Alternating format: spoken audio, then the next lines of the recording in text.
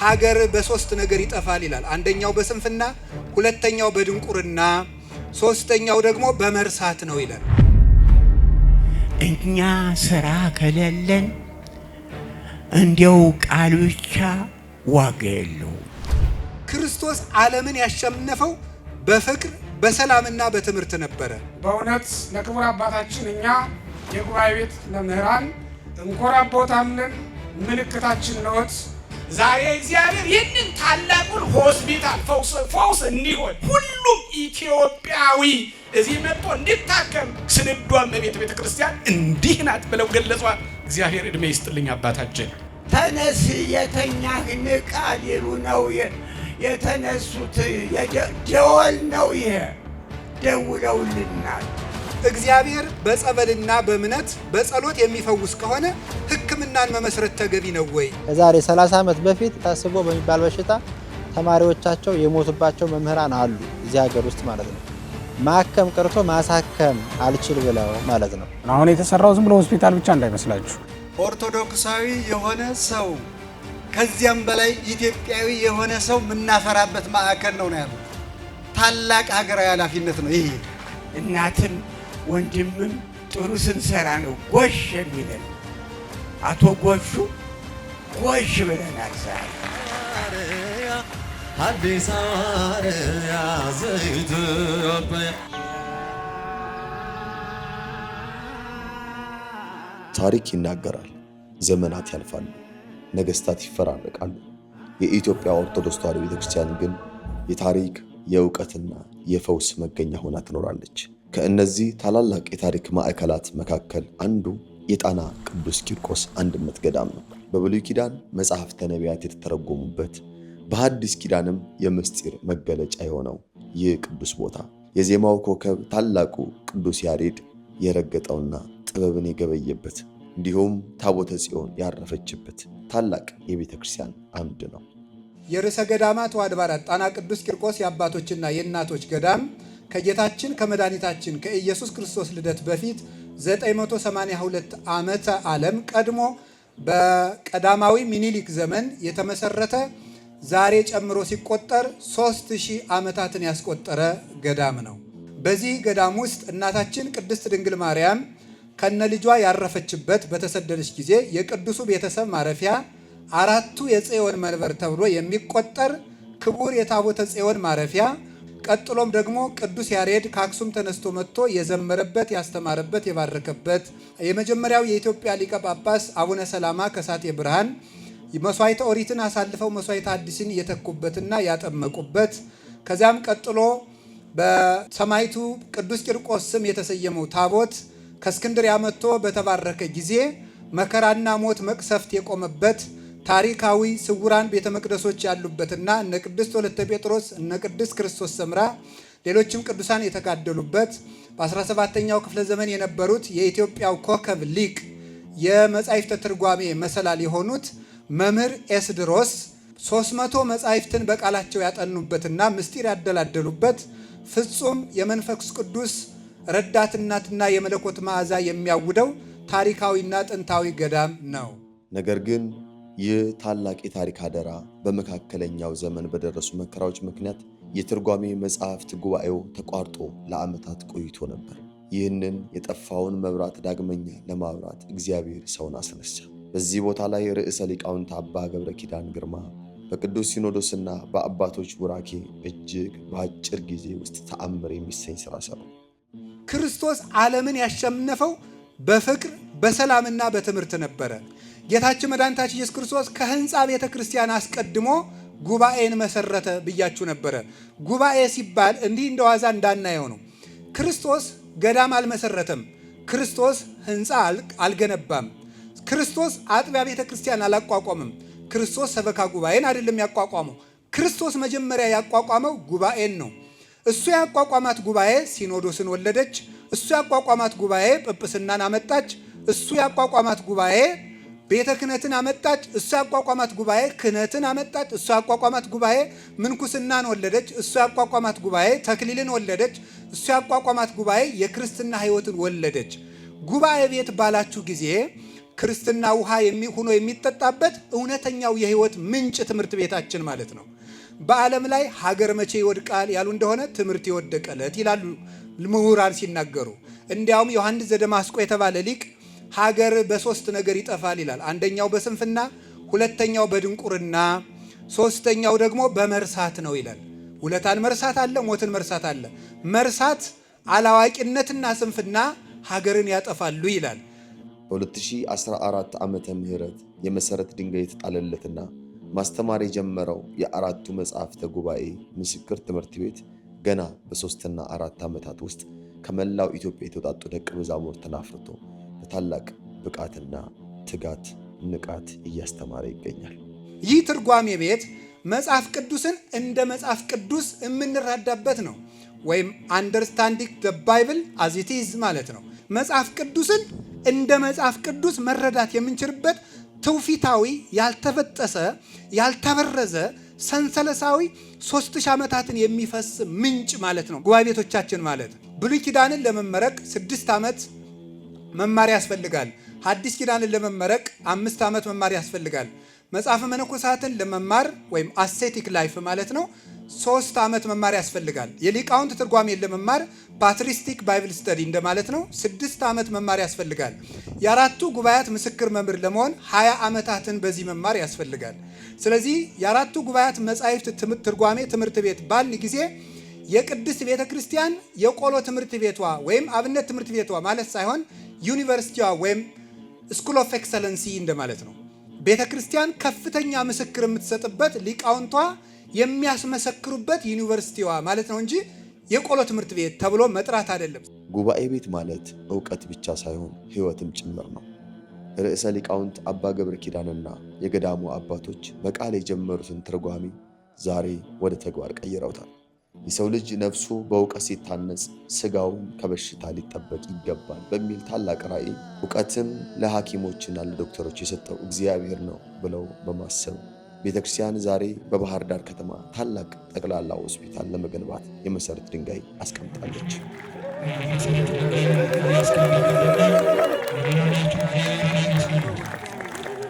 ይሄን ሆስፒታል ማን እየጣለው ነው ተብላችሁ ብትጠየቁ ከቅድስት ቤተ ክርስቲያን መንፈሳዊ ዩኒቨርሲቲዎች አንዱ እየጣለው ያለው ሆስፒታል ነው ማለት ነው። አነ እግዚአብሔር ፈዋሲከ፣ እኔ ፈዋሽህ እግዚአብሔር ነኝ። ኦሪት ዘጸአት ምዕራፍ 15 ቁጥር 26። በኢትዮጵያ ኦርቶዶክስ ተዋሕዶ ቤተ ክርስቲያን በደቡብ ጎንደር ሀገረ ስብከት የርዕሰ ገዳማት ወአድባራት ጣና ቅዱስ ቂርቆስ አንድነት ገዳም የአራቱ ጉባኤያተ መጻሕፍት ምስክር ትምህርት ቤት ጠቅላላ ሆስፒታል በብፁዕ አቡነ ሚካኤል የደቡብ ጎንደር ሀገረ ስብከት ሊቀ ጳጳስ፣ በብፁዕ አቡነ ዘካርያስ የምዕራብ ጎጃም ሀገረ ስብከት ሊቀ ጳጳስ፣ በብፁዕ አቡነ ኤልያስ የስዊድንና ስካንዲኔቪያን ሀገሮች ሊቀ ጳጳስ፣ በብፁዕ አቡነ አብርሃም የባህር ዳርና የሰሜን ጎጃም አህጉረ ስብከት ሊቀ ጳጳስና ሊቃውንተ ቤተ ክርስቲያን በተገኙበት ክቡር ከንቲባ አቶ ጎሹ የባህር ዳር ከተማ አስተዳደር ተቀዳሚ ከንቲባ በተገኙበት ሰኔ 27 ቀን 2018 ዓ.ም በባህር ዳር ከተማ የመሰረት ድንጋይ ተቀመጠ።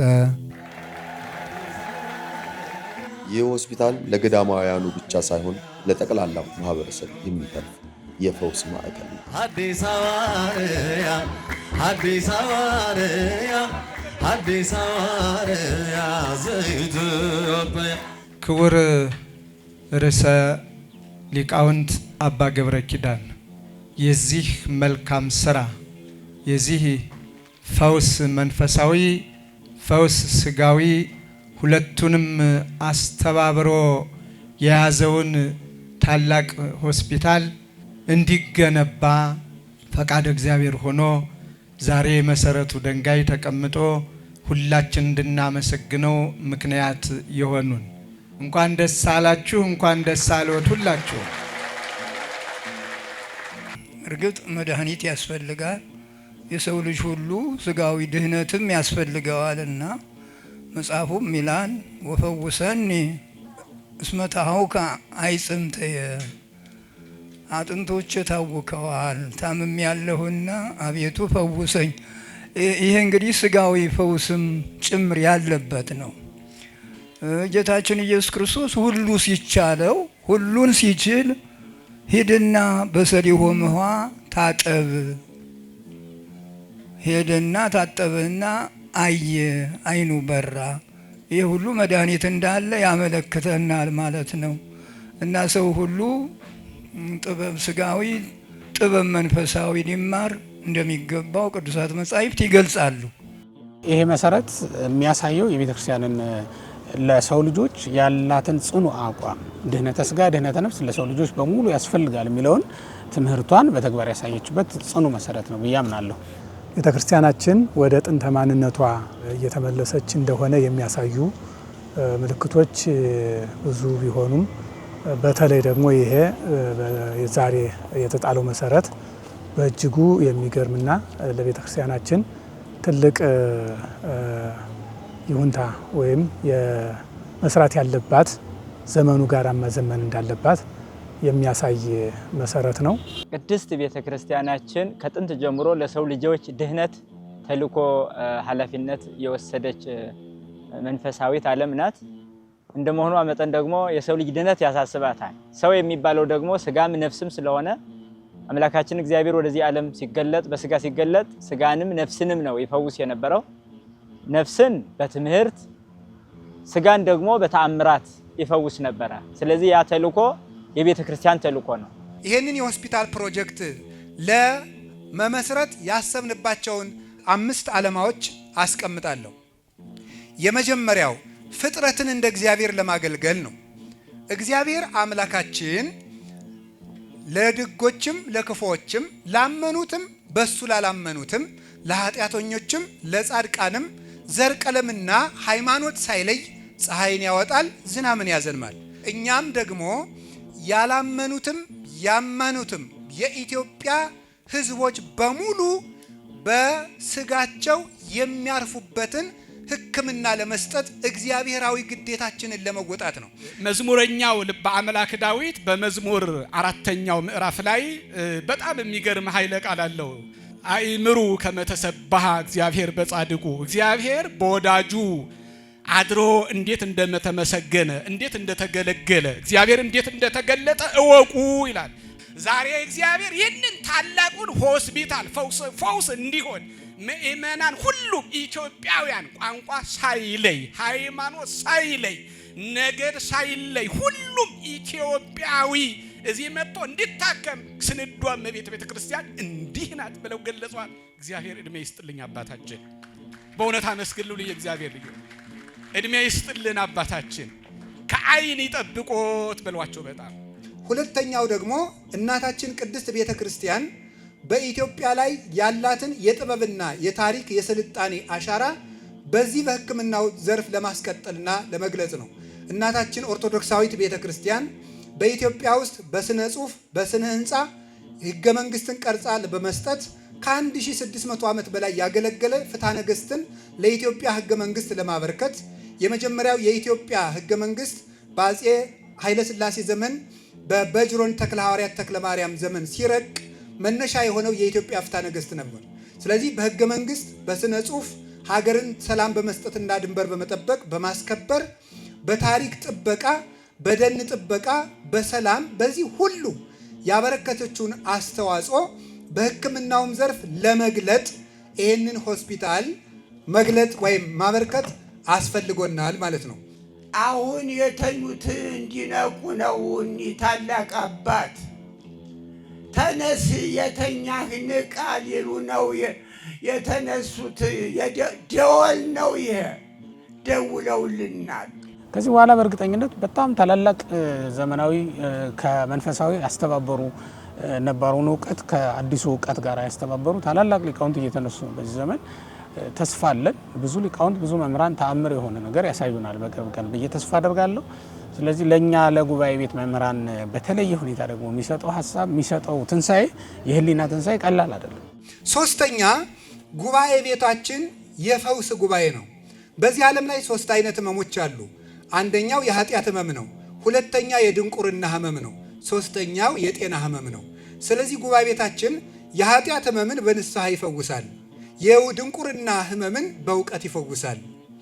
የጤና ህመምን ደግሞ በጸበል፣ በምህላ ጸሎት፣ በዳዊት፣ በእምነት፣ በሌሎችም የቤተ ክርስቲያን ጸሎቶች የሚፈውስ ቢሆንም ነገር ግን እግዚአብሔር በቸርነቱ በሰጠን የፍጥረት ጥበቃ ፍጥረት ሁሉ እንዲፈወስ ሕክምናውንም እንቀበላለንና መመስረት አስፈልጎናል። እግዚአብሔር በጸበልና በእምነት በጸሎት የሚፈውስ ከሆነ ሕክምናን መመስረት ተገቢ ነው ወይ የሚል ጥያቄ ሊነሳባችሁ ይችላል። በጸበል አንድንም፣ በጸሎት አንድንም፣ ቤተክርስቲያን ተሳልመን አንድንም፣ ጸልየን አንድንም። ለምንድን ነው ሕክምና መመስረት ያስፈለገን ሲባል እንዲህ ብለን ማንሳት አለብን። የመጀመሪያው ሕክምና የእግዚአብሔር ፈቃድ ነው። በመጽሐፈ ሲራክ ምዕራፍ 38 ቁጥር 3 ላይ ወልደ አፍቅሮ ለአቃቤ ሥራይ ልጄ ባለመድኃኒትን ውደደው እውቀቱ ከእግዚአብሔር የተገኘ ነውና ይላል። እጽዋቱን ያበቀላቸው እግዚአብሔር ለሐኪሞችም የሕክምና እውቀትም የሰጣቸው እሱ ነው። ስለዚህ ኦርቶዶክሳዊት ቤተክርስቲያን ቴክኖሎጂን የምትነቅፍ ሳይንስን የምትጎትት ሳይሆን ሳይንስ ሳይወለድ ስልጣኔን ይዛ የተገኘች የስልጣኔና የወደፊት ጉዞ ሁሉ ማህደርና እናት ናት። ከዚህ የተነሳ እግዚአብሔር ራሱ ሕክምናን ፈቅዷል። እንግዲህ ስጋ አለ፣ ነፍስ አለ። ስጋ ግዙፍ ነው፣ ነፍስ ረቂቅ ነች። ለግዙፍ ስጋ ያው ግዙፍ ምግብ እግዚአብሔር ፈጥሯል። ለረቂቋ ነፍስም እንደዚሁ ደግሞ ረቂቅ ምግብ ፈጥሯል ማለት ነው። ለግዙፉ ስጋ የሚዳሰስ እምነትና ጸበል ብቻ ሳይሆን እንደዚህ ያሉ የፈውስ ማዕከላትም ያስፈልጉታል። ይሄ ያው የወንጌል ነው። ጌታችን ኢየሱስ ክርስቶስም ራሱ በምራቁ አይኑን ጭቃ አውጥቶ አይኑን ከቀባ በኋላ ሁር ታጸብ በመጥማቃት ተሰሊሆ የሚለው ነበር። ለስጋ ፈውስ እንደሚያስፈልግ የመድኃኒታችን እግዚአብሔር ኢየሱስ ክርስቶስ አሳይቷል። ከዚያ በፊትም የነበሩ አባቶቻችን አሳይተዋል። ይልቁኑ አማናዊ ድህነት ከተፈጸመ በኋላ እንደው በሐዲስ ኪዳን ለስጋ ፈውስ፣ ለተሰበረ አጥንት፣ ለታመመ ሰውነት፣ ለታመመ አእምሮ፣ ለታመመ ሐሳብ ሕክምና እንደሚያስፈልግ ራሱ ጌታችን ኢየሱስ ክርስቶስ ነው ያሳየው ማለት ነው። ኃጢአትም አይደለም። ይሄ ለምሳሌ ምዕመናን ልንገራችሁ። እግዚአብሔር ብርሃናችን ነው። ፀሐይ አያስፈልገንምን? ክርስቶስ የሕይወት እንጀራችን ነው። እንጀራ መብላት አያስፈልገንምን? ክርስቶስ የሕይወት መጠጣችን ነው። ውሃ መጠጣት አያስፈልገንምን? እግዚአብሔር ጠባቂያችን ነው። ለቤታችን በር መግጠም አያስፈልገንምን? በፍጹም አይደለም። እግዚአብሔርም ብርሃናችን ነው። በፍጥረት አድሮ ይመግበናል። ይሄ ፀሐይ የእግዚአብሔር ነው። በፀሐይ በኩል የሚያበራው እግዚአብሔር ነው። በውሃው በኩል የሚያረካን እግዚአብሔር ነው። በምግብ የሚያጠነክረን እግዚአብሔር ነው። በነፋስ እንድንተነፍስና እንድንኖር የሚያደርገን እግዚአብሔር ነው። በሕክምናም የሚፈውስ እግዚአብሔር ነው። ሕክምና ራሱ እግዚአብሔር ነው። ጌታችን ኢየሱስ ክርስቶስ በዮሐንስ ወንጌል ምዕራፍ 9 ላይ እንደተቀመጠው ዕውሩን ራሱ መፈወስ ሲችል ጭቃ ቀብቶ የፈወሰው ለምንድን ነው? ተፈጥሮን ተጠቅሞ መፈወስም የእግዚአብሔር መንገድ ስለሆነ ነው። በዚህ ምክንያት ሕክምናውን መስርተናል። ከዛሬ 30 ዓመት በፊት ታስቦ በሚባል በሽታ ተማሪዎቻቸው የሞቱባቸው መምህራን አሉ፣ እዚህ ሀገር ውስጥ ማለት ነው። ማከም ቀርቶ ማሳከም አልችል ብለው ማለት ነው። ይህ እሳቤው ከኛ የራቀ ስለነበር ማለት ነው፣ እያለን እንደሌለን ሆነን ስለነበር። ዛሬ ግን ራሱ ትምህርት ቤቱ ሌሎችን ማከም የሚችልበት ትልቅ ሆስፒታል፣ የሕክምና መንደር ሲገነባ ማየት ለካ እንችል ነበር ወይ እንችላለን ወይ የሚል ለሌሎችም መምህራን ተነሳሽነትን የሚፈጥር ነው ማለት ነው። ክቡር አባታችን ርዕሰ ሊቃውንት አንዱ የሚያስተምሩበትን መንገድ ፈውስ መንፈሳዊ ነውና ይህን ፈውስ መንፈሳዊ የሚሰጥ ተቋም ነው ዛሬም እየተገነባ ያለው። በእውነት ለክቡር አባታችን እኛ የጉባኤ ቤት መምህራን እንኮራቦታለን። ምልክታችን ነዎት። ሌላኛው ተስፋ ለቆረጡት ወገኖች ተስፋ ለመስጠትና የመጨረሻው ሰው ለመፍጠር ነው። አንድ ፈላስፋ እንዲህ ብሎ ነበር። ዲዮጋኖስ የተባለ ፈላስፋ ነው። መብራት አብርቶ በገበያ መሀል እየዞረ ሻማ አብርቶ ምን ጠፍቶ ነው ቢሉት ሰው ጠፍቶኝ ብሏል። ምን ነው ይሄው የሚንጫጫው ሰው አይደለም ምን ቢሉ የሚያስብ ሰው ነው የጠፋኝ ብሏል። ስለዚህ ምንድን ነው እኛም በዚህ ሕክምና የፈለግነው ሰው ለመፍጠር ነው። በሱስ የጠፉ ወጣቶችን ወንድሞቻችንን ከሱስ ሪከቨሪ አድርገው አገግመው የሚፈወሱበት፣ ወጣቶች ያልገቡት ከሱስ የሚጠበቁበት፣ ለሀገራችንና ለቤተ ክርስቲያናችን በሱስ እየጠፋውን በልምድ የታሰረውን በኃጢአት የጎሰቆለውን ወጣት ጠግኖ ለቤተ ክርስቲያንም ለሀገርም ሰው ለመፍጠር ነው። ሰው መፍጠር የእግዚአብሔር ዓላማው ስለሆነ በዚህ ምክንያት ሆስፒታሉን መስርተናል። ቤተ ክርስቲያን ፈውሰ ስጋም ፈውሰ ነፍስም የሚገኝባት ድህነተ ስጋ ድህነተ ነፍስ ለምእመናንም ለሌላው ሰው ለሆነ ማንኛውም ሰው አገልግሎት የምትሰጥ ተቋም ናት። አምላካችን መድኃኒታችን ኢየሱስ ክርስቶስ እምነታቸውን ጠይቆ ያዳናቸው ሰዎች አሉ። እንዲሁም ደግሞ መዳን መፈለጋቸውን ብቻ ደግሞ ጠይቆ ያዳናቸው ሰዎች ደግሞ አሉ። እምነታቸውን ምንም ይሁን ምን ሳይጠይቃቸው ደግሞ ህብስት አበርክቶ የመገባቸውና ችግራቸውን ሁሉ ያስወገደላቸውም ሰዎች ደግሞ አሉ። በወንጌል ውስጥ የምንመለከተው ማለት ነው። እና እምነቱን ጠይቀን የምናደርግለት ነገር አለ። እንዲሁም ደግሞ ሰው ስለሆነ ብቻ የምናደርግለት ነገር ደግሞ አለ፣ ለማንኛውም ሰው ማለት ነው። እምነታቸውን ጠይቀን የምናደርግላቸው ክርስቲያናዊ የሆኑ ኩነቶችን እምነታቸውን ጠይቀን እናደርጋለን። ከዛ ውጭ ግን ሰው ለሆነ ሁሉ ልናደርገው የሚገባውን ነገር ደግሞ ቤተክርስቲያን በግንባር ቀደምትነት ለሁሉም ሰው ለሆነ ፍጥረት በጠቅላላ ታደርጋለች። እንኳን ለሰው ለእንስሳት እንድንራራ የምታስተምር ቤተክርስቲያን በመሆኗ ነው ይህንን ምለው። ቤተክርስቲያን ባለችበት አብሮ የማይቀረው መንፈሳዊ ጤንነቱን በስጋው ደሙ እየጠበቀች ስጋዊ ጤንነቱን ደግሞ በጸበል በእምነት ትጠብቃለች ማለት ነው። ቤተክርስቲያን ስትከፈት ጸበል እምነት አለ። ያ ማለት ጤንነቱንም አስባ የምትሰራበት ነው ማለት ነው። አባቶቻችን ሰውን የሚስቡትም ለማስተማርም ሰውን የሚጠሩበት አንዱ ታምራት ነው እና በትምህርት በታምራት ነው የጌታችን የሰው ሕይወት ሲጠብቅበት የነበረው። ዛሬ እየተሰራ ያለው ነገር ያው የጌታችን ዘመን የሚመልስ ነው። ለምን ህሙመ ነፍሱን ወይም ደዌ ነፍሱን በትምህርት መፈወስ፣ ደዌ ስጋውን ደግሞ በታምራት ማለት ታምራት በዚህ ዘመን ምን ይባላል? ያው አክሞ ማዳን ነው እና ሰው ባለበት ሁሉ ቤተክርስቲያን መድረስ አለባት። ሰው ባለበት ሁሉ ቤተክርስቲያን መድረስ ካለባት የታመመውን ሆስፒታል ሰርታ ጤነኛውን ደግሞ ወደ ቤቷ ጠርታ ታስተምራለች ማለት ነው። ተርቤ አላበላችሁኝም፣ ታምሜ አልጠይቃችሁኝም። ገብቶሃል? ታመው ሳለ ከደረስክላቸው ለምን ያንተ ተከታዮች ያንተ አማኞች ለምን አይሆኑ? ስለዚህ ለእኔ ህይወት እጅግ የሚያስደስተኝ እጅግ ደግሞ በአይምሮዬ ላይ የሚፈል ስለዚህ ይህንን ለፍጻሜ ያብቃልን እንላለን።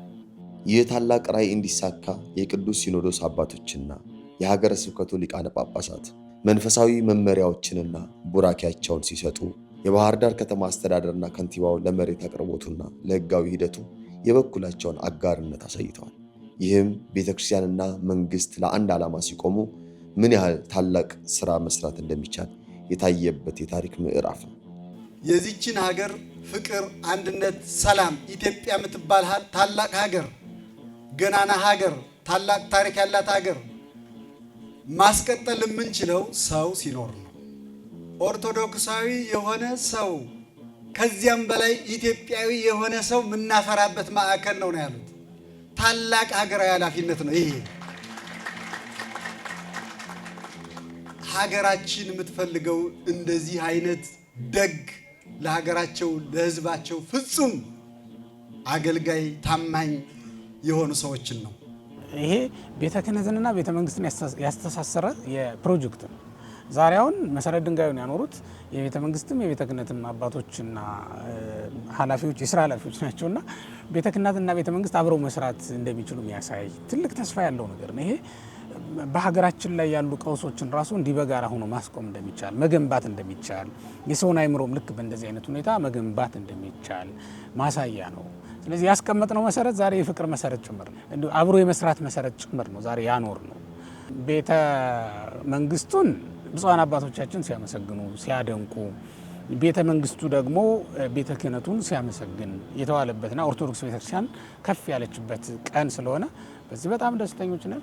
በዚህ በባህር ዳር የሚሰራው ሆስፒታል ቤተ ክርስቲያን የሁሉ እናት ለሁሉ ደራሽ ሁሉም መጋቢት እንደሆነች የሚያስረዳ ነውና ትልቅ ኩራትን የተሰማን እንግዲህ እግዚአብሔር በርዕሰ ሊቃውንት አባ ገብረ ኪዳን በኩል እንድንኮራ አድርጎናል። ትልቅ ስራ ነው። ከባህር ማዶ የመጡት ተሳቱ ቅዱሳን ሃሌሉያ ሃሌሉያ እንዘ ትብል የበበት ኢትዮጵያ ይህንን የዘመሩ እነዚያ ከባህር ማዶ የመጡት ወደ ኢትዮጵያ የመጡት ተሳቱ ቅዱሳን ሃሌሉያ ሃሌሉያ እንዘ ትብል የበበት ኢትዮጵያ የበበት እልል በሉ። አሁንም እነሱ ካሉ እናንተም እልል በሉ። አሁን እኔ ይቅርታ አድርጉልኝ ለብፁዕ አባታችን ለገሌ አላልኩም፣ ጊዜ ለመቆጠብ ብዬ ጎሽ ትላለች ይላል። እናትም ወንድምም ጥሩ ስንሰራ ነው ጎሽ የሚለን። አቶ ጎሹ ጎሽ ብለናል። ዛሬ ጎሽ የሚል ቋንቋ ለመጥፎ ተተርጉሞም ለመጥፎም ተጠቅመን አናውቅም። ኢትዮጵያውያን ጎሸኔ ወንድም ጎሸኔ አባት። አዎ እግዚአብሔር እድሜና ጤና ይስጣችሁ። ፕሮጀክታችን የሚያካትታቸው ይዘቶች የመጀመሪያው መልቲ ትራውማ ሴንተር አለው። መልቲ ትራውማ ሴንተር ማለት ምን ማለት ነው? ብዙ ጉዳቶች የደረሱበትን ሰው አንዴ የሚታከምበት ሴንተር ማለት ነው። የምንገነባው እዚህ ቦታ ሆስፒታል ብቻ ሳይሆን ይሄ ሜዲካል ቪሌጅ ነው። የምናቋቁመው ሕክምና ያለበት የሕክምና መንደር ነው እንጂ ነጠላ ሆስፒታል አይደለችም። ሁለተኛ ደግሞ የፋሚሊ ዌልነስ ሴንተር አለን።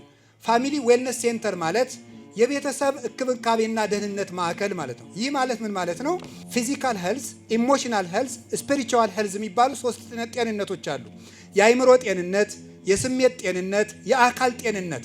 ስለዚህ በማማከር የትዳር ስልጠና በመስጠት የቅድመ ጋብቻ ስልጠና በመስጠት ቤተሰቦችን በማማከርና ጤነኛ የቤተሰብና የልጅ አስተዳደግ በመስጠት ኦርቶዶክሳዊ ብቻ ሳይሆን ኢትዮጵያዊ ቤተሰብ ጭምር ለመፍጠር የፋሚሊ ደህንነት ሴንተር ደግሞ አለው። ይህ ሕክምና ማለት ነው። ሶስተኛ በዚህ ቦታ ያለው የፓሊቲቭ ኬር ሴንተር አለን። ይህ ማለት አትድኑም ተስፋ ቆርጣችኋል የተባሉ ወገኖቻችን ከየትኛውም ሆስፒታል የተሰናበቱትን በዚህ ሴንተር ውስጥ እንክብካቤ ይደረግላቸዋል። የቤተ ክርስቲያን አባቶች የሰው ልጅን በምንም አይነት በሁኔታ በቋንቋ በሀብት ደረጃ ሳይለዩ በአንድነት በእኩል የሚሰሩባቸው ማህበራዊ ጉዳዮች ላይ አስፍቶ መስራታቸው ለእምነታችንም የበለጠ ጠቃሚ፣ ቤተክርስቲያን ምን ያህል እግዚአብሔር የፈጠረውን ፍጥረት ሁሉ ለመታደግ የተተከለች የተቀመጠች ወይም የቆመች ተቋም መሆኗን የአማንያን ሳይቀር የሚሳቡበት ስለሆነ እንደሰትበታለን ማለት ነው። አራተኛ ደግሞ የዲያግኖስቲክ ሴንተር አለ። ይሄ ደግሞ ከልዩ ልዩ ቦታዎች የምርመራ እንዲያደርጉ ታዘው ለሚመጡ ሰዎች ምርመራ የሚደረግበት ሴንተር ነው ማለት ነው። ከዚያ ቀጥሎ የህፃናትና የእናቶች ማዘር ኤንድ ቻይልድ ሴንተር የሚባለው ነው። ይሄ ደግሞ የቅድመ ጽንስና ቅድመ ጋብቻ ማማከር፣ ቀጥሎ ደግሞ ጊዜ ጽንስ ማማከር፣ ከወለዱ በኋላ ክትትልና የህፃናት እንክብካቤና አስተዳደግ ሁሉ የሚሰጥበት የእናቶችና የህፃናት ማዕከልም በዚህ ቦታ እንገነባለን ማለት ነው። ሌላኛው ጠቅላላ ሆስፒታል አለን። ጠቅላላ ሆስፒታላችን የልብ፣ የኩላሊት፣ የካንሰር እና የሌሎች ህክምናዎች ማዕከልም አንዱ ማዕከላችን ነው። ከዚህ ቀጥሎ ደግሞ የቪአይፒ ህክምና አለ። ቪአይፒ ህክምና የሚባለው ድሃና ሀብታም የምንለይበት ሳይሆን ብፁዓን ሊቃነ ጳጳሳት፣ አባቶቻችን ካህናት፣ አባቶቻችን መነኮሳት፣ ሌሎችም የሃይማኖት ሰዎች ክብራቸውን በጠበቀ መንገድ የሚታከሙበት ከምዕመናን ጋር ሳይጋለጡ በብቻቸው ገብተው የሚታከሙበት የራሱ የመኪና መግቢያ ያለው እንደ ጉባኤ ቤት የነፍስን ህመም በእውቀት በንስሐ በስጋው ደግሞ የሚያክም እንደመሆኑ መጠን የስጋን ደግሞ ህመም ማራቅ የሚችልበት ይህን ሆስፒታል ከትምህርት ቤት ከሆቴሎች ከሌሎች መዝናኛ ገንዘብ ሊያስገኙ ከሚችሉ እንትኖች ይህንን መምረጡ በጣም አስፈላጊና ተገቢ እንደሆነ ይሰማኛል። የኛ መነኮሳት የሚታከሙበት የላቸውም። አዎ የሚዝናኑበት ሆቴል ግን አለ። ልዝናና ቢሉ የኛ አባቶች ልጋበዝ ቢሉ እንደ ሀገር በርካታዎች አሉ። አባቶቻችን ግን ክብራቸው ተጠብቆ ሳያፍሩ ሳይሳቀቁ መነኮሳት ቀዶ ጥገና የሚያደርጉበት የመነኮሳት ሐኪም ቤት የመምህራን የሊቃውንት ሐኪም ቤት ስለሌለ ትልቁን ክፍተት ነው ይሄ ጉባኤ ቤት የሸፈነው ማለት ነው። አሁን የተሰራው ዝም ብሎ ሆስፒታል ብቻ እንዳይመስላችሁ በጣም በብዙ ዘርፍ የምንታከምበት የምንጠገንበት ነው እና ብዙ ችግሮችን ሊፈታ እንዲችል ተደርጎ ዲዛይን የተደረገ ነው። ዝም ብሎ በአንድ ጎን ብቻ የሆነ ግንባታ ገንብቶ በሕክምናው ዘርፍ ያሉ ክፍተቶችን ወይም ቢዝነሶችን ታሳቢ በማድረግ የተገባበት ስላልሆነ በጣም ጠቀሜታዊ ጎላ ነው።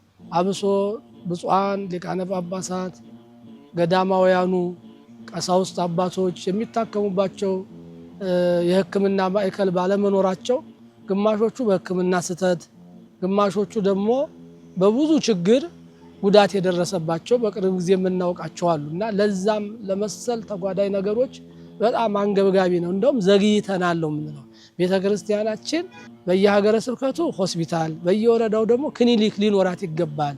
ህዝቧን የምታገለግልበት በዋጋውም ቀነስ ያለ በጥራቱ ደግሞ ታላቅ የሆነ ቤተ ክርስቲያኒቷን ወደ ላይ የሚያደርስ ህዝቧን ደግሞ ተጠቃሚ የሚያደርግ ያስፈልጋልና እንደኔ አንገብጋቢ ሆኖ የታየ ነው። ወቅቱን የዋጀ ነው። በጣም ደስ የሚል ነው። እንደገና ደግሞ ሀብታሞቻችን ውጭ ሀገር የሚሄዱት እንደው ለሕክምናው ብቻ ሳይሆን ለሴፍቲያቸው እያሉም ስለሆነ ባለስልጣኖችም ጭምር ማለት ነው የእነሱንም ብር ብናስቀረው ብለን ነው። እግዚአብሔር ከፈቀደልን ማንም ሰው ሳያቸው ወደፊት ይሄ የሜዲካል ቪሌጃችን በጠነከረ ሁኔታ ሲቀጥል የሄሊኮፕተር ማረፊያ ሁሉ ሊኖረው ይችላል። ስለዚህ እዚያ መጥቶ ማንም ሰው መጥቶ ታክሞ የሚሄድበት ማዕከል እግዚአብሔርን አምነን እንገነባለን እዚሁ ቦታ ማለት ነው። ወኩሉ ዘተጽፈ ለተግሳጽ ያለ ተጽፈ አይደል ቅዱስ ጳውሎስ ያለው የተጻፈ ሁሉ ለትምህርታችን የትምህርት ነው። አባ ገብረ ኪዳን መላ ኢትዮጵያን ነው ያስተማረ ዛሬ።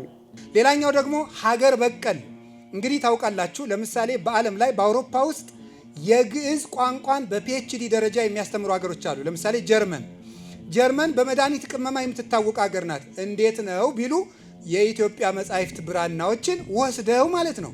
እኔ ራሴ ጀርመን ሄጄ ሙዚየም ስጎበኝ እነዚያን መድኃኒት አያጅሌ የሚያቀምሱኝ መስሎኝ የት ነው ያሉ ብዬ ስል ፈረንሳይ ሙዚየም ሄጄ ወደ 3000 ብራና መጽሐፍትን በሶፍት ኮፒ ስቀበል እነዚህ መጽሐፍት ሲል አይ እነዚያ ሬር ቡክ ሴንተር ነው ያሉት፣ እነዚያ ጥቂት ስውር መጽሐፍት ውስጥ ነው የሚገኘው፣ ለእናንተ አይፈቀድም ብዬ እጄን ባፌ ጭኜ መጣሁ። ስለዚህ ሀገራችን ቤተ ክርስቲያናችን በመድኃኒት ቅመማ እና አባ ጊዮርጊስ የእጽዋትን ጠባይ የጻፉት መጽሐፍ ነበረ። ያንን የኢትዮጵያ ስልጣኔ መልሰን ኢትዮጵያ ውስጥ የመድኃኒት ምርምር እንግዲህ ታውቃላችሁ፣ በዓለም አቀፍ ደረጃ የኢትዮጵያ ሰው እየሄደ የሚታከምባት ሀገር ንገሩኝ እስኪ አንዲት። ብዙ ሰው የሚሄድባት ታይላንድ ትመስለኛለች። ለምንድን ነው ብትሉኝ፣ ሁለት ነው ያች ሀገር ያደረገችው።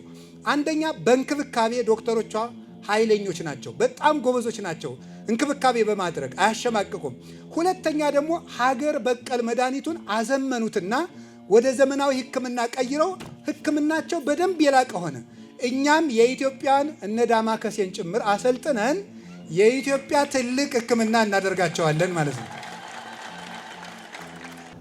የመጀመሪያው ህመም ረሃብ ነው ይባላል።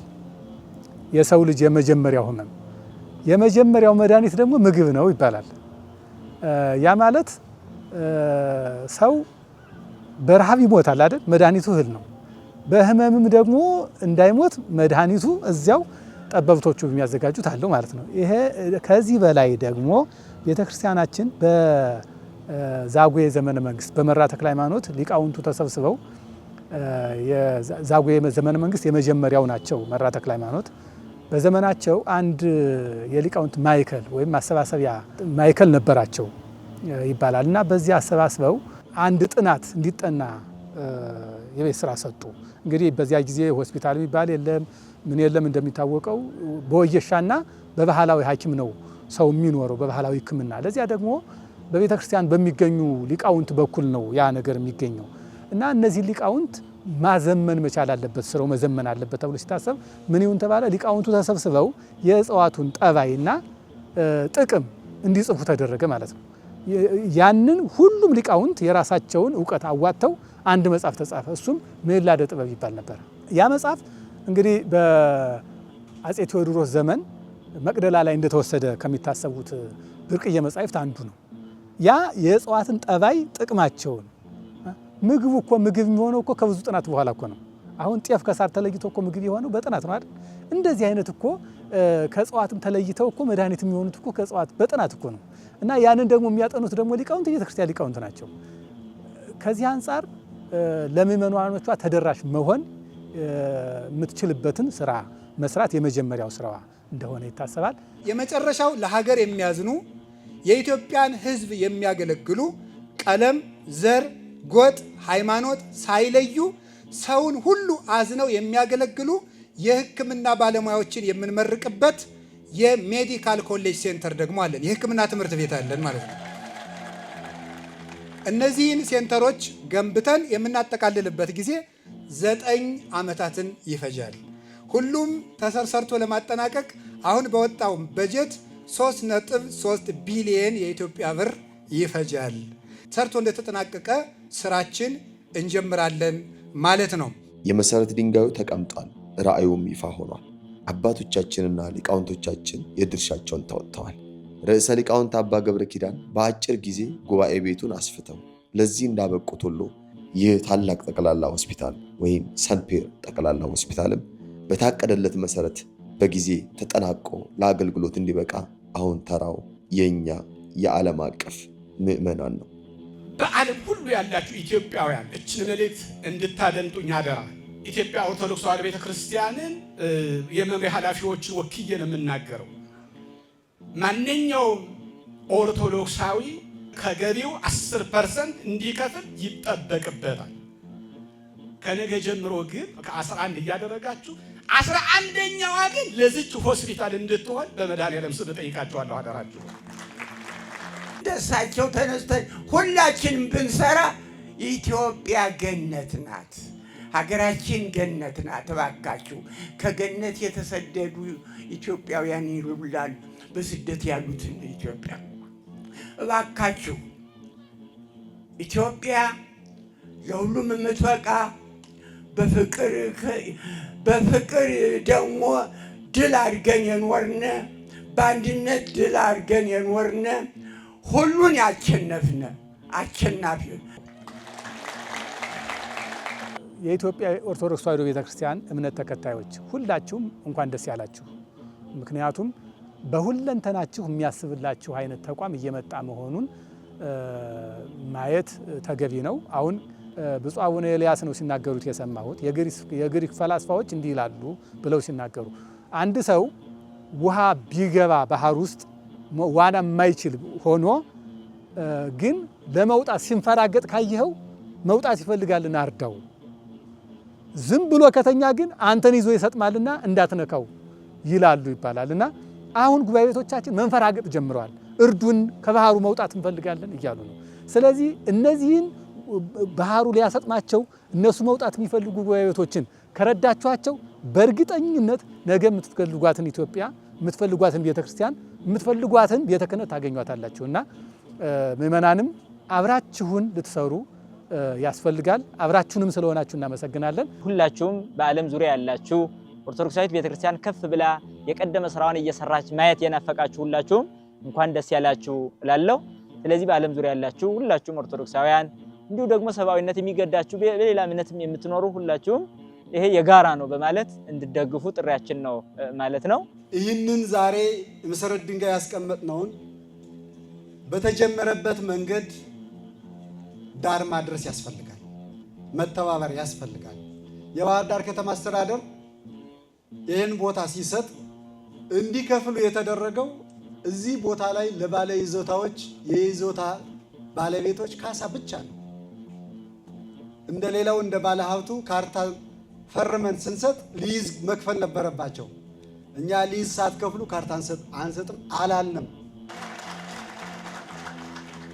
ወደፊትም የከተማ አስተዳደሩ የሊዝ ክፍያና ሌሎች ጉዳዮችን ሆስፒታሉ ተሰርቶ ስራ ውሎ የሆነ ደረጃ እስከሚደርስ ድረስ በትዕግስት በትብብር አብረን የምንሰራ መሆኑን፣ በሌላ መልኩ ለሆስፒታሉ ግንባታ አሁን እንደነገሩም ከሆነ መንደር ነው ምን መሰረት ብለውናል። የሰጠናቸው ደግሞ 30,000 ካሬ ሜትር ነው።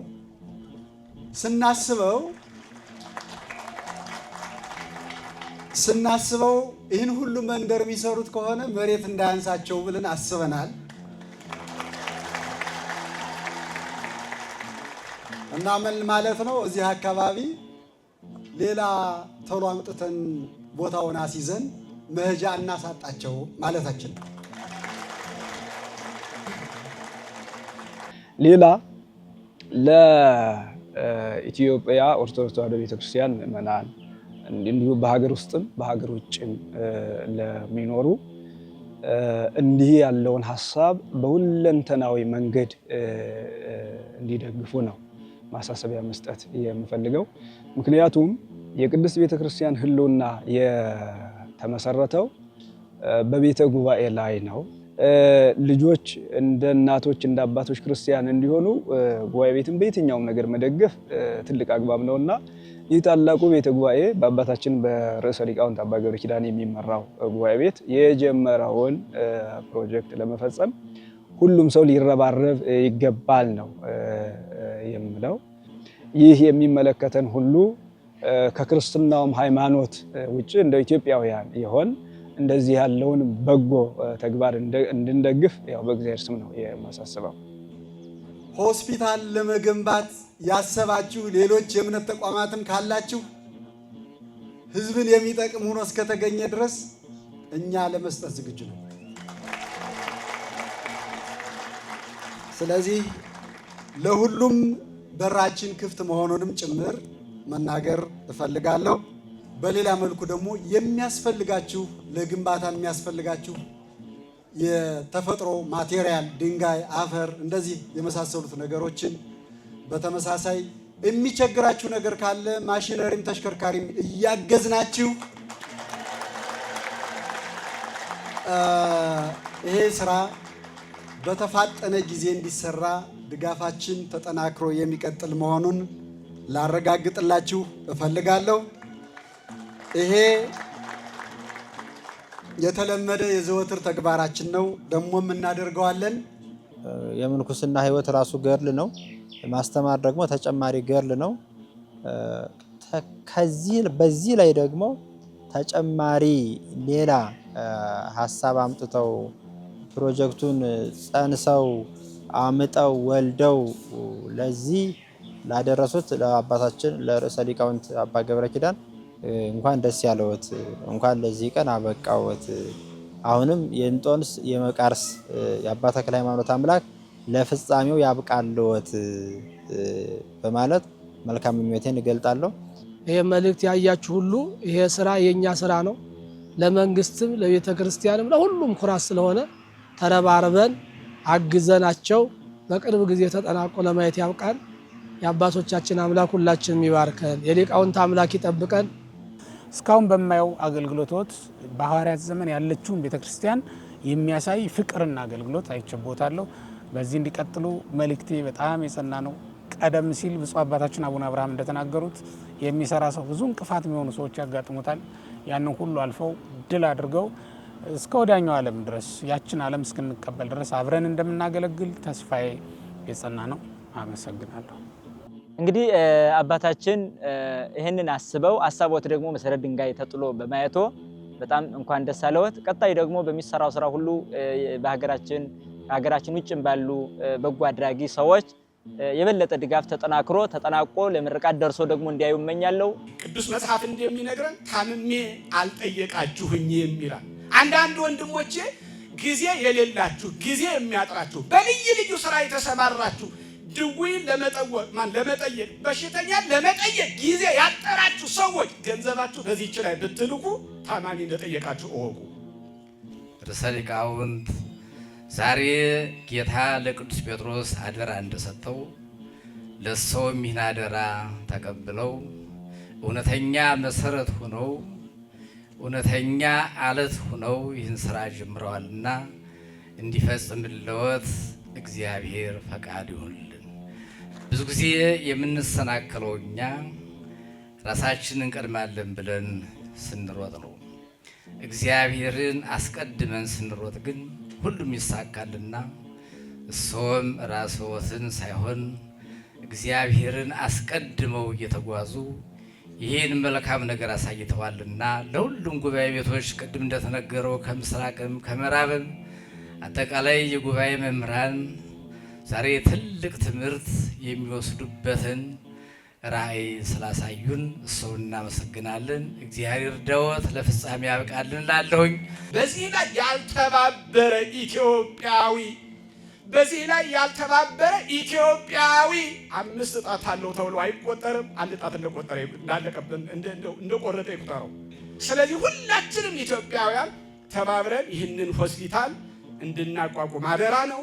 አባታችን እናቴ መምህር ገብረ ኪዳን ወንጌልን በስራ ላይ ስላዋሉ ተሳቱ ቅዱሳን ዘማሪዎቹ እልል እልል እንዳሉት እኛም እልል ብለናል። እግዚአብሔር ይህን እልልታ ለደስታ ለፍጹም ደስታ ያድርግልን። በዓለም ያለ ኢትዮጵያውያን በዓለም ያሉ ሁሉም በ10 ወር በ10 ዓመት ሳይሆን በ5 ዓመት ወዲያው ዓመቱ ሳይደርስ ይጨርሱታል። በዓለም ያላችሁ አደራ ይህንን በ10 ዓመት ሳይሆን በ5 ዓመት ጨርሱት። የሰላም አምላክ ለሀገራችን ለኢትዮጵያ ሰላምን፣ አንድነትን፣ ፍቅርን ይስጥን። የሰላም አምላክ ሰላሙን ይላክልን። አሜን። ሕሙማንን መጎብኘት፣ አረጋውያንን መደገፍና የፈውስ ቦታ መገንባት የወንጌል ትእዛዝ ነው። ለአንድ አባት፣ ለአንድ ደቀ መዝሙር ወይም ለአንድ ምስኪን እናት የምታደርጉት አስተዋጽኦ ለዘላለም የማይጠፋ የጽድቅ መዝገብ ሆኖ ይቀመጥሎታል። እጆቻችንን እንዘርጋ፣ ከጣና ቅዱስ ቂርቆስ አባቶች ጋር እንቁም፣ ፕሮጀክቱን በጋራ እንጨርስ። የጉባኤ አምላክ ይስጥልን። የዕለት ተዕለት የህይወት ርጫችንን ገታ አድርገን ለነፍሳችን የምናርፍበት አይምሯችንን በቃሉ የምናድስበት ልዩ ጊዜ እነሆ። ቀንዲል ሚዲያ ጥልቅ እውቀትን፣ የወቅቱን የህይወት ምክርና ማህሌትን በአንድ ላይ ያሰናዳበትን ልብን የሚያረሰርስ የ60 ደቂቃ መርሃ ግብር ይዞላችሁ መጥቷል። በልዩ ዝግጅታችን ጌታችን አምላካችን መድኃኒታችን ኢየሱስ ክርስቶስ በአዲስ ኪዳን በምሳሌ ያስተማራቸው የህይወት ምሳሌዎች ቃላት በጉባኤ ቤት መምህራን በጥልቀት የሚብራሩበት የተሰወሩ ዕንቁዎች የተሰኘው አምዳችን፣ በተጨማሪም ወጣትነትን በክርስትና መነጽር የምንቃኝበት ስለ ህይወት ውጣ ውረድና ስለ ብሩህ ተስፋችን በጉብዝናችን ወራት ፈጣሪን ማሰብ በግልጽ የምንመካከርበት የጉብዝና ወራት አምዳችን ሌላው የፕሮግራማችን አካል ነው። ይህ ጥልቅ የቃሉ ትምህርትና የህይወት ምክር መንፈስን በሚያድሱና ልብን በሚመስጡ መዝሙራት ታጅቦ የተሟላ መንፈሳዊ ማዕድ ሆኖ ይቀርብላችኋል። በተጨማሪም በየጊዜያቱ የተለያዩ መርሃ ግብሮችን እንደየሁኔታው እያካተትን አብረን እንቆያለን። ዘወትር እሁድ ምሽት ከምሽቱ 2 ሰዓት እስከ 3 ሰዓት በኢትዮጵያ ኦርቶዶክስ ተዋሕዶ ቤተክርስቲያን መገናኛ ብዙሃን ቴሌቪዥን ድርጅት በኢኦቲሲ ቲቪ ይከታተሉን። መርሃ ግብሩ በቴሌቪዥን እንደተጠናቀቀ ልክ ምሽት 3 ሰዓት ላይ ሙሉ ዝግጅቱ በቀንዲል ሚዲያ የዩቲዩብ ቻናል ስለሚጫን በዚያም ማግኘት ትችላላችሁ። የዩቲዩብ ቻናላችንን ሰብስክራይብ በማድረግ ቤተሰብ ይሁኑ። የእሁድ የቴሌቪዥን ዝግጅት ላመለጣችሁ ደግሞ ዘወትር ረቡዕ በኢትዮጵያ ኦርቶዶክስ ተዋሕዶ ቤተክርስቲያን ቴሌቪዥን በድጋሚ ይቀርባል።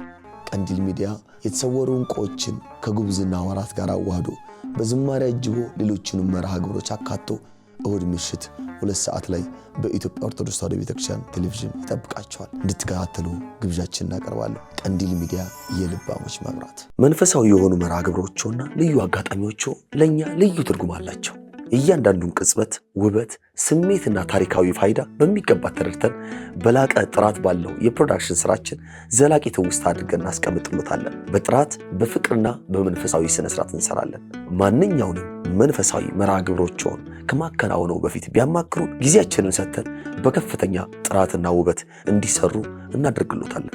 ቀንዲል ፕሮዳክሽን የመንፈሳዊ ልዩ መርሃ ግብሮች፣ የሰርግ ፕሮዳክሽን ከሽምግልና ጀምረን የቅድመ ሰርግ፣ የመስክና የስቱዲዮ ጊዜ ሰርግ፣ ተክሊሉና የሰርግ ስነ ስርዓቱን እንዲሁም ድህረ ሰርግ የሚከናወኑ ማንኛውንም መርሃ ግብሮች፣ የህፃናትም ሆነ የአዋቂዎች የልደት በዓል፣ የክርስትና በዓልና ሌሎችም ልዩ የህይወት አጋጣሚዎች እያንዳንዱን ዝግጅቶን በሙያዊ ዕውቀት በዘመናዊ መሳሪያዎችና ከሁሉም በላይ በመንፈሳዊ ስነ ስርዓት መሰረት በመስራት የዝግጅቶን እውነተኛ ማንነትና ውበት እናንጸባርቃለን። አንዴ ከተወዳጁ በፍጹም ፍቅር በሁሉም መርሃ ግብሮ እንደወደዱን አብረኑት እንዘልቃለን። ለምን? ሁሌም ጥራትና አዲስ ነገር የኛ መለያ ነውና። ለተጨማሪ መረጃና ለቀጠሮ ስልክ ቁጥር 0981 75 2305 በኢሜል አድሬሳችን qandilproduction@gmail.com ብለው ያገኙናል። በተለያዩ የሶሻል ሚዲያ አማራጮች እንዲሁም በቴሌግራምና በዋትሳፕ ያገኙናል። ዛሬውኑ ይደውሉልንና የማይረሳ ትውስታውን በእኛ እጅ ያስቀምጡ። ቀንዲል ፕሮዳክሽን። እናመሰግናለን።